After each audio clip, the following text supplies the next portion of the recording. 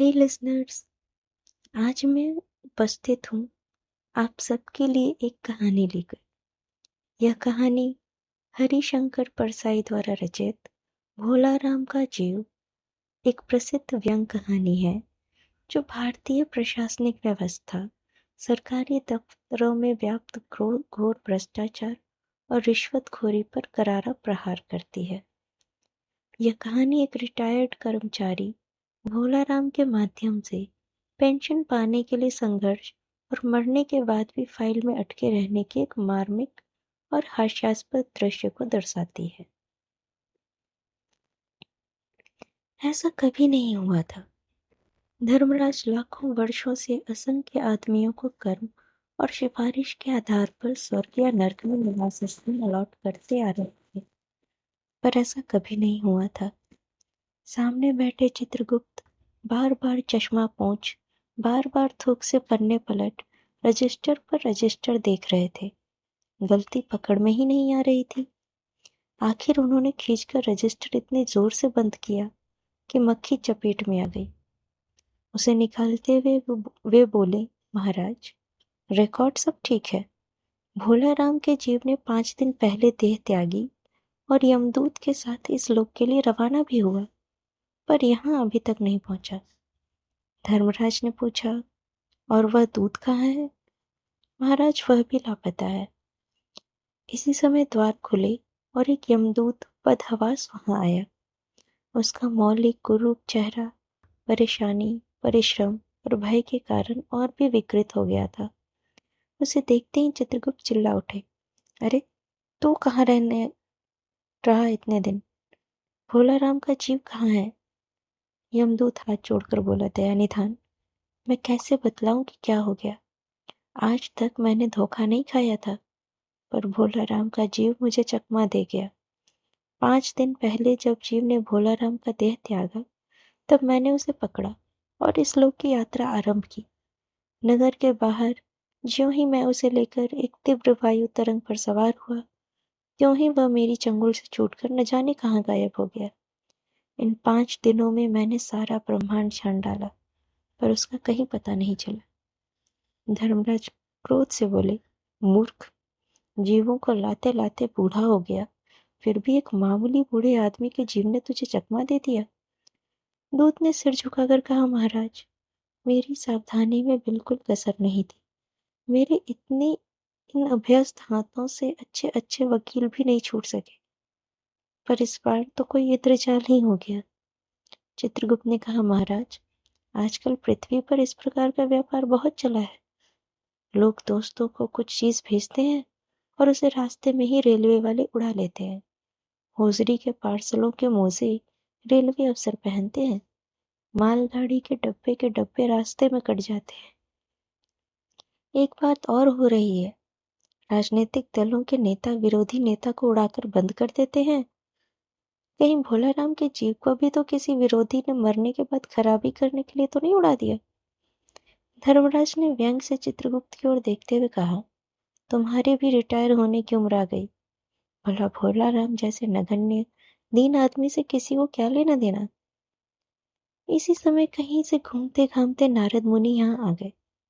धर्मराज को गुमसुम देख बोले, क्यों धर्मराज, कैसे चिंतित बैठे हैं?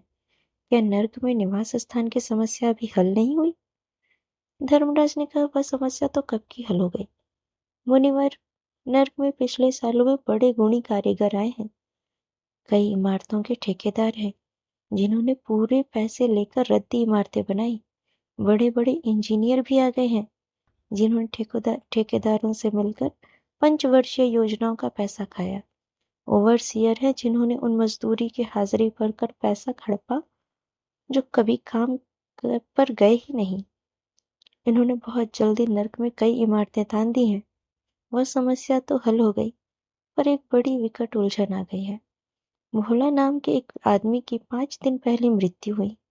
उसके जीव को यह दूत यहाँ ला रहा था कि जीव रास्ते में चकमा देकर भाग गया।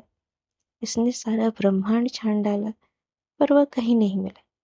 अगर ऐसा होने लगा तो पाप पुण्य का भेद ही मिट जाएगा। नारद ने पूछा, उस पर इनकम टैक्स तो बकाया नहीं था? हो सकता है उन लोगों ने रोक लिया हो। चित्रगुप्त ने कहा, इनकम होती तो टैक्स होता ना, भूख मरा था। नारद बोले, मामला बड़ा दिलचस्प है। अच्छा, मुझे उसका नाम पता तो बताओ, मैं पृथ्वी पर जाता हूँ।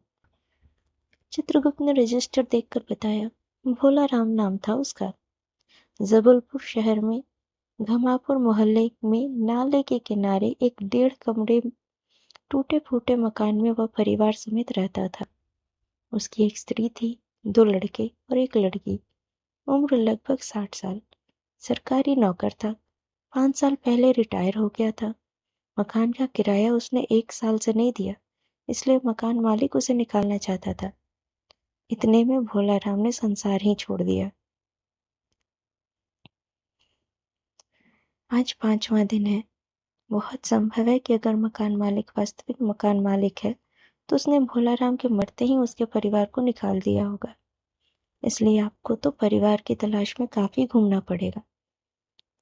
माँ बेटी के सम्मिलित क्रंदन से ही नारद भोला राम का मकान पहचान गए। द्वार पर जाकर उन्होंने आवाज लगाई, नारायण नारायण। लड़के ने देखा, आगे जाओ महाराज।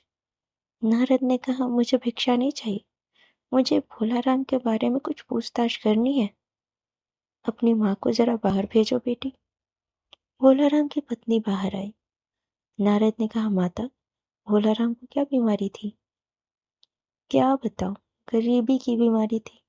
5 साल हो गए पेंशन पर बैठे, पर पेंशन अभी तक नहीं मिली। हर 10-15 दिन में एक दरख्वास्त देते थे, पर वहां से या तो जवाब आता ही नहीं था, और आता तो यही कि तुम्हारी पेंशन के मामले में विचार हो रहा है। इन 5 सालों में सब गहने बेचकर हम लोग खा गए, फिर बर्तन बिके, अब कुछ नहीं बचा था। चिंता में घुलते घुलते और भूखे मरते मरते उन्होंने दम तोड़ दी। नारद ने कहा, क्या करोगी माँ? उनकी इतनी ही उम्र थी। ऐसा मत कहो महाराज, उम्र तो बहुत थी। 50-60 रुपया महीना पेंशन मिलती, कुछ और काम कहीं करके गुजारा हो जाता, पर क्या करें, 5 साल नौकरी से बैठे हो गए और अभी तक एक कौड़ी नहीं मिली। दुख की कथा सुनने की फुर्सत नारद को थी नहीं। वे अपने मुद्दे पर आए। माँ, यह तो बताओ कि यहाँ किसी से उनका विशेष प्रेम था जिसमें उनका जी लगा हो? पत्नी बोली, लगाव तो महाराज बाल बच्चों से ही होता है। नहीं, परिवार के बाहर भी हो सकता है। मेरा मतलब है किसी स्त्री ने गुर्रा कर नारद को देखा। बोली, अब कुछ मत बको महाराज, तुम साधु हो, उचक्के नहीं हो। जिंदगी भर उन्होंने किसी दूसरी स्त्री की ओर आंख उठाकर नहीं देखा। नारद हंसकर बोले, हाँ, तुम्हारा यह सोचना ठीक ही है। यही हर अच्छी गृहस्थी का आधार है। अच्छा माता, मैं चला। स्त्री ने कहा, महाराज, आप तो साधु हैं, सिद्ध पुरुष हैं, कुछ ऐसा नहीं कर सकते कि उनकी रुकी हुई पेंशन मिल जाए, इन बच्चों का पेट कुछ दिन भर जाए। नारद को दया आ गई थी। वे कहने लगे, साधुओं की बात कौन मानता है? मेरा यहाँ कोई मठ तो है नहीं, फिर भी मैं सरकारी दफ्तर जाऊंगा और कोशिश करूंगा। वहां से चलकर नारद सरकारी दफ्तर पहुंचे।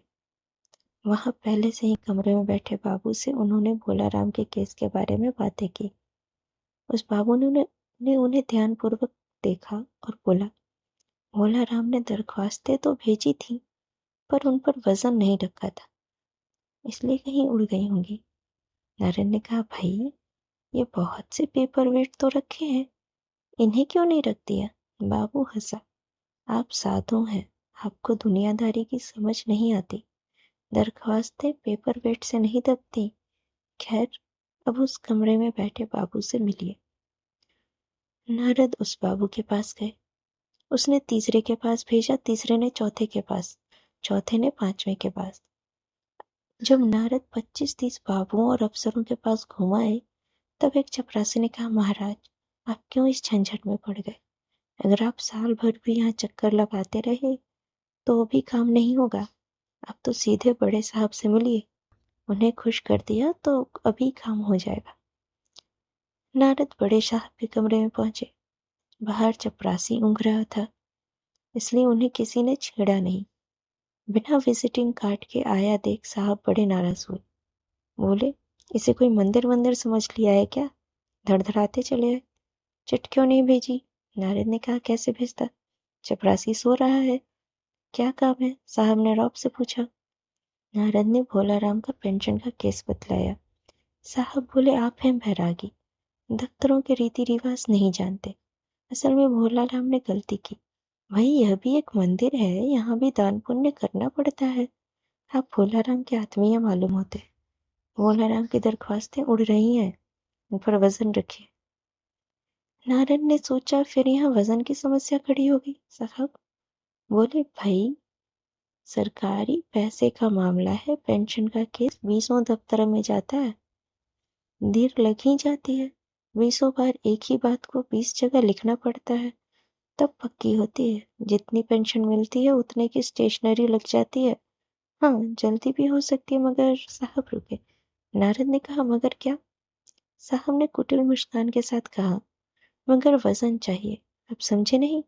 जैसे आपकी यह सुंदर वीणा है, इसका भी वजन भोलाराम के दरख्वास्त पर रखा जा सकता है। मेरी लड़की गाना बजाना सीखती है, यह मैं उसे दे दूंगा। साधु संतों की वीणा से तो और अच्छे स्वर निकलते हैं। नारद अपनी वीणा छीनते देख जरा घबराए, फिर संभल कर उन्होंने वीणा टेबल पर रखकर कहा, यह लीजिए, अब जरा जल्दी उसके पेंशन ऑर्डर निकाल दीजिए। साहब ने प्रसन्नता से उन्हें कुर्सी दी, वीणा को एक कोने में रखा और घंटी बजाई। चपरासी हाजिर हुआ। साहब ने हुक्म दिया, बड़े बाबू से भोलाराम के केस की फाइल लाओ। थोड़ी देर बाद चपरासी भोलाराम की 100-150 दरख्वास्तों से भरी फाइल लेकर आया। उसमें पेंशन के कागजात भी थे। साहब ने फाइल पर नाम देखा और निश्चित करने के लिए पूछा, क्या नाम बताया साधु जी आपने?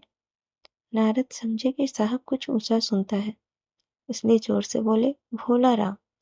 सहसा फाइल में से आवाज आई, कौन पुकार रहा है मुझे? पोस्टमैन है क्या? पेंशन ऑर्डर आ गया? नारद चौंके, पर दूसरे ही क्षण बात समझ गए। भोलाराम बोले, भोलाराम, तुम क्या भोलाराम के जीव हो?